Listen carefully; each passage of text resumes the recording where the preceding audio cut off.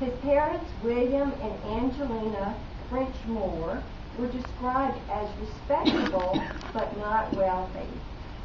William, his father, owned about 190 acres of land, and probably he was considered by most people at that time middle class. And this was in a day when class and social standing were very, very important. We don't know a whole lot about his public schooling, where he went to school. Public schools in those days really didn't exist. If you were a parent, you had to provide schooling for your child. You either hired a tutor if you could afford that. You educated them at home if you yourself could read or write. Or you sent them off to a private school or academy if one was nearby. So in whatever manner that Jeremiah got his education, he became a proficient reader and a very accomplished writer. And that's one of the reasons why he's remembered today, because some of his writings are still in existence. You can still go to various libraries and find copies of that. He was also learning other things besides reading and writing, as most people grew up on farms in that day. And so he would learn about hunting, fishing, all aspects of farming, how to raise cattle, sheep, hogs, chickens, identification of trees and plants in nature, all those things. He learned how to hunt, ride a horse. That's your way of transporting yourself from place to place, so that was very important. And these were all important to an agrarian economy. You'd grow your own food, you'd have to learn to build your own house and barns, and you would be marketing your own products. So he had a varied education. As a young man, he became a lay reader in the Anglican Church. And he was listed at both the Slate Run Church, which is near Brentsville in Prince William County, and also the Quantico Church, which is in Prince William County also. That may be in Stafford County, excuse me. But this was a paid position. It wasn't like you volunteered perhaps today at your church. This was paid, and he earned 2,400 pounds of tobacco. In those days, we didn't have a lot of currency. Of course, we're still a British colony at this time, and so you were paid in tobacco. It was a way of, a way of using not money, but a way of being paid. At this time, as I said, Virginia was a British colony, and the established state religion was the Church of England. It was the Anglican Church. You have to remember there was no freedom of religion.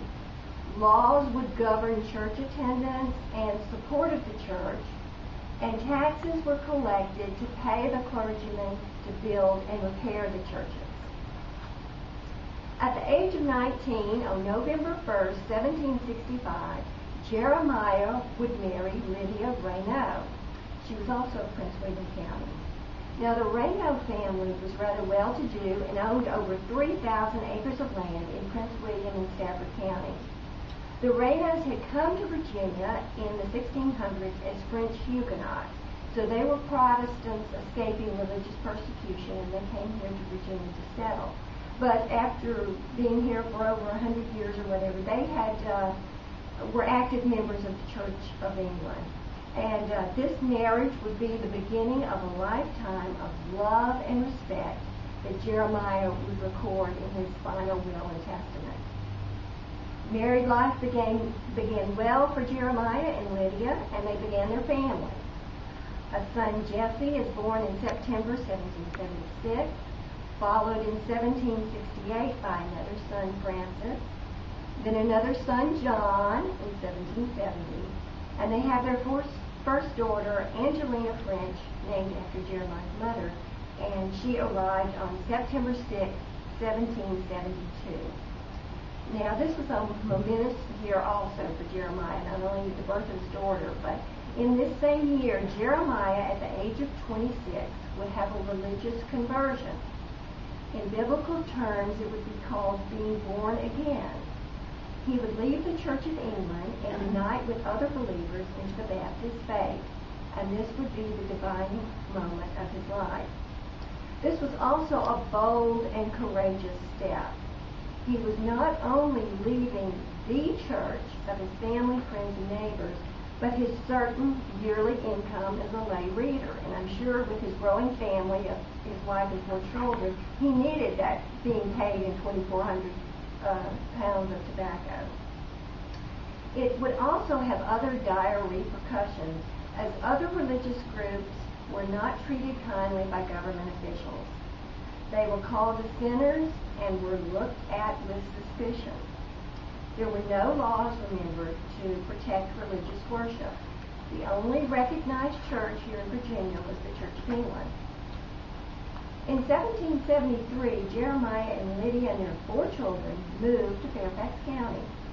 He had a farm on Difficult Run, which was near Wolf Trap Run, and that's in the part of the county, if you've ever been to Colvin Run Mill, Fairfax County has a park there now. It was in that area. It was on the road. It was a Route 7, which we have today. That was also a road in that day going to Leesburg and Falls Church. So that was the area where he had his farm. Here he became a Baptist pastor, and his family continued to increase. From 1774 to 1789, they would have 7 more children. Life, however, would become more difficult for Jeremiah. Remember, he's living on near difficult run, when his life becomes difficult also. These were indeed times of unrest. Virginia and the other colonies were on the brink of rebellion. War with England was on the horizon. And the economy was unstable.